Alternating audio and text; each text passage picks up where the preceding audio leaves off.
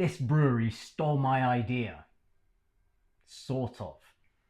So, this is Memento Modern Best Beer from Siren, and the reason why I picked it up is because they have a very similar idea to what I had for my English Dark Mild to modernize the style.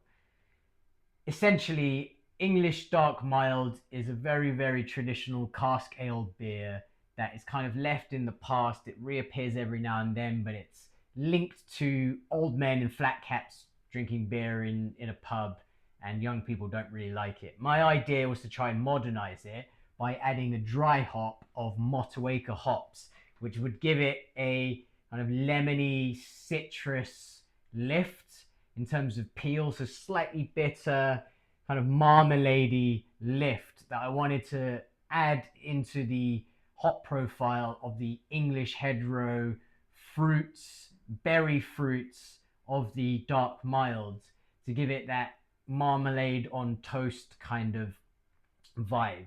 And this is pretty much what Siren have done with their best bitter. So they have made an English best bitter with the usual hop and malt profile, except for the fact that they have added Cascade into the dry hop. So exactly the same thinking as me.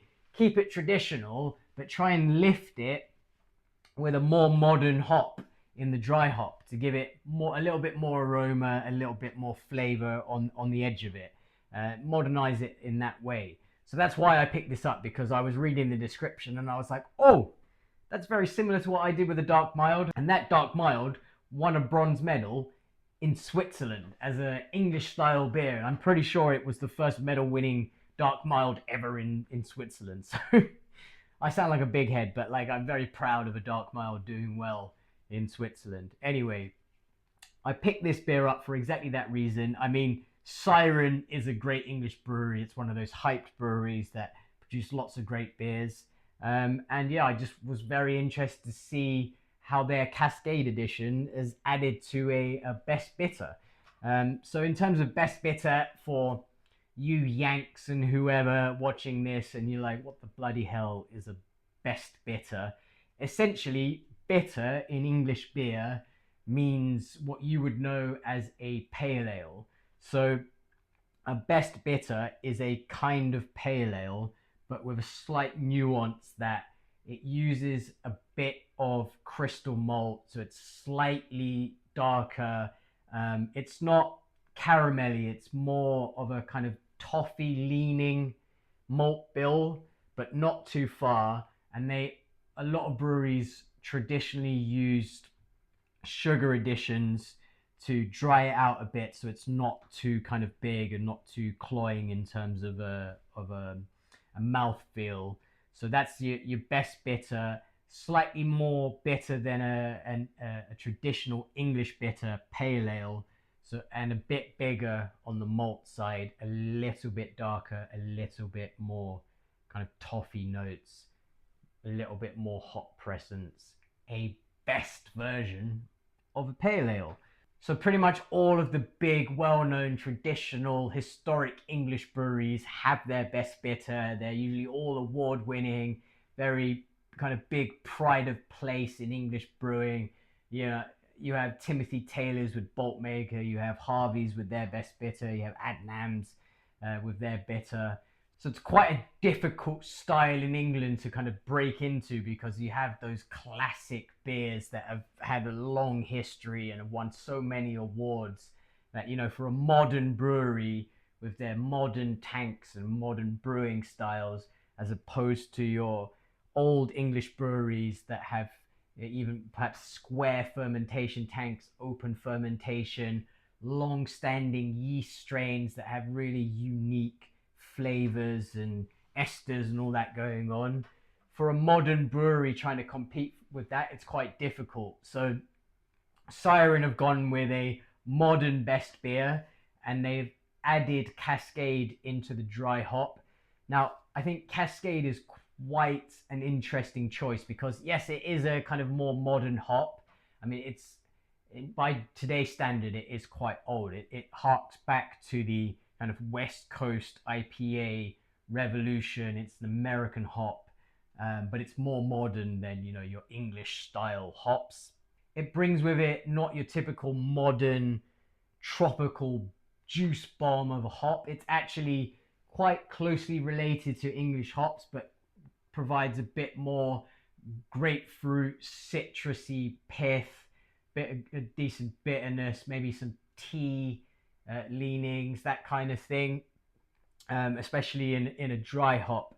So it's quite interesting. I think it would pair really, really well with a traditional English style beer because it is that kind of crossover hop. So there was a moment where, like, you had your English pale ales with English hops, and then the Americans came along and they revolutionized the pale ale and the IPA with their more kind of citrus leaning, grapefruity, tangy, piney, resiny, dank hops. And Cascade was one of those early hops. So it's probably one of the closest hops to the older English varieties, but pushing it forwards into what I just described. So it's actually a really interesting hop choice for a best bitter.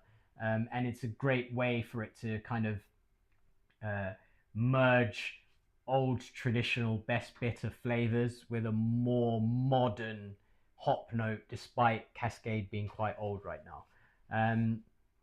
In terms of the actual beer, it's coming in at 3.8%, which can be quite on the lower end of the best bitter. For a bitter, very normal. Best bitter can start getting into your 4.5%. So it's on the lower side.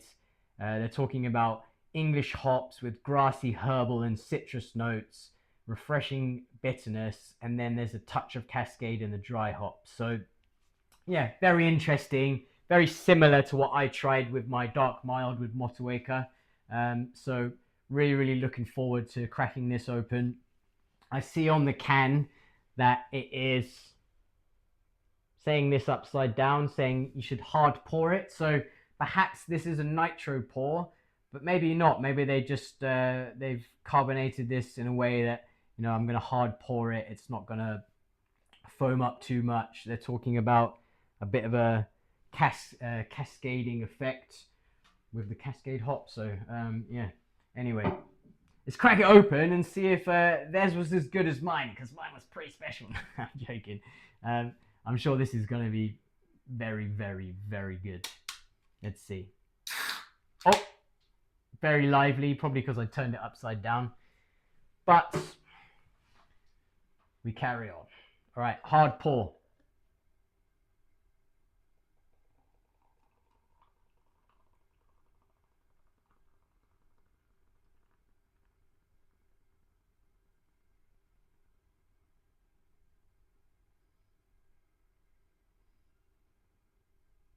Right, I'm gonna have to stop it. It's pretty much done. All right, we'll push it right to the edge. That looks like a beautiful beer. It is cascading. I don't know if you can see that. So right now it looks like a geezer at the bar would be like, "Can I have a flake with that ice cream?" It's a typical English man in a bar if you give him too much beer head. But yeah, was told to hard pour, and that's what it's resulted in. Looks beautiful, beautiful kind of caramel color, like a dark gold leading into copper color. Beautiful, thick, creamy white head on it, holding a lot of retention. Makes me wonder if there's an adjunct in there or something like wheat.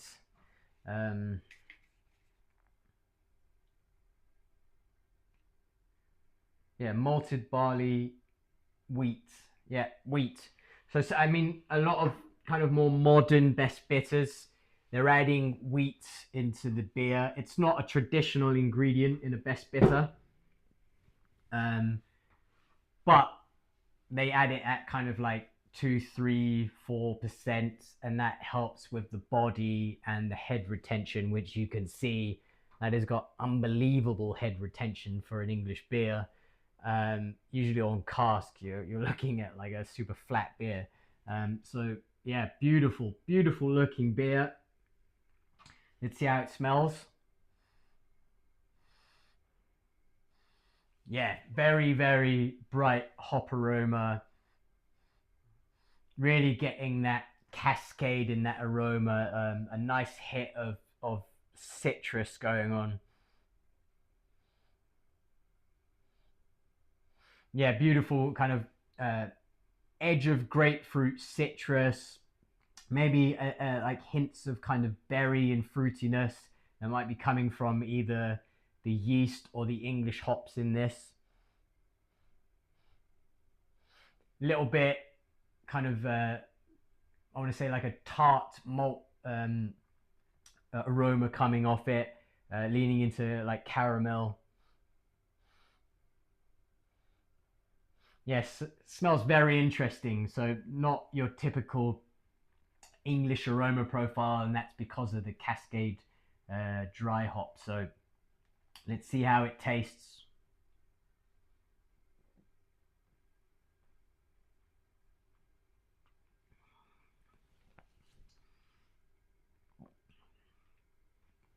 Yeah, very typically cask ale-ish in terms of mouthfeel. So I saw a video of an American YouTuber doing the Weatherspoons challenge in London, where he was trying to go to like all 16 Weatherspoons in London in one day and have a pint in each. Which to me seems, why would you even go to one Weatherspoons? But I mean, some people go to where. You know what? I went to Weatherspoons a month ago on a night out, and yeah, they had cask beer in there, so fair enough. Um, so he tried a cask ale and just didn't know what to make of it because to him it tasted flat. It was warmer. Didn't know what was going on. But this, yeah, out of the can, this is very, very kind of cask-like in mouthfeel. So low carbonation, um, a big kind of mental difference to sipping on a beer such as a German lager or a really bright American pale ale or an IPA, etc. This is a much more classic beer in the glass.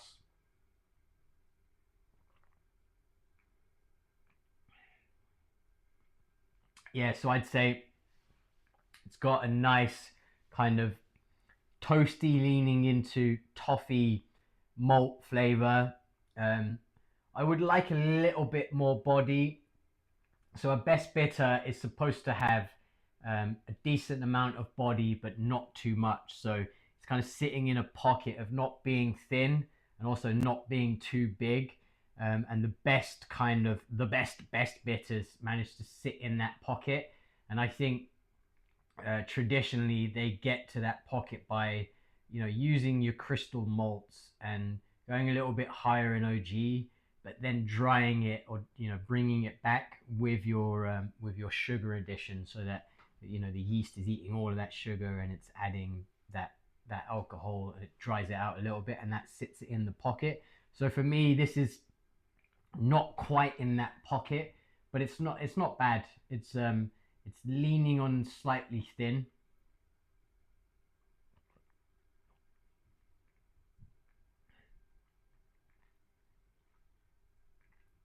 Really nice kind of fruity flavor to it. So the aroma of the Cascade from the dry hop really hits as a kind of on the edge of grapefruit, but the taste of this is more English leaning, so more kind of hedgerowy, fruity, a little bit earthy. Yeah, I just want a little bit more out of this beer. I think they're really, really close to it. Um, and I don't know what malts they're using, but like when you drink a bolt maker from Taylor's, I think that Golden Promise is such a fantastic malt. And I'm not sure that they're going with that on this. But it's just lacking that bit of depth.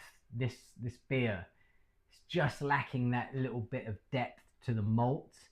And also, I want a bit more bitterness on it. It's a best bitter, so it's not supposed to be crazy. It's not supposed to be super in your face, but it's supposed to be an English pale ale that has more pronounced kind of toffee notes, a little bit more maltiness, but still in a pocket of not too sweet, not too thin, and a bit more pronounced hop bitterness that gives you a really nice kind of fruity, earthy, hedgerowy, classic English hop profile. They've dry hopped this with Cascade, and that's great on the aroma, but it doesn't quite translate into the flavor of the beer. So it's like a not quite there to be a great beer. It's a decent beer, and I'm sure that it tastes really nice on cask, on tap, in their tap room. And I'm not knocking this beer, but it's just not quite at that great level of some of those classic beers that I talked about from Adnams and Timothy Taylor's and Harvey's. Those beers are just really elite beers, and this is not quite there. I'd say that this is decent, not elite. But like I said, it is a difficult style for a modern English brewery to break into, because those old English breweries have such a kind of unique because those old English breweries have such a unique profile to them in terms of their fermentation tanks, their yeast that is unique to each of their breweries. So you have your West Yorkshire ale yeast that Timothy Taylor's have. They have processes and lots of knowledge that really lends to those English ale styles, and they just produce just unbelievable English ales. And for a modern brewery to get close to it is really difficult. So I'd say that this is what that is. It is a good beer, but it lacks the fine tuning and experience, and perhaps even like the yeast and the fermentation and the fermentation profile that takes this from a good beer to a fantastic beer.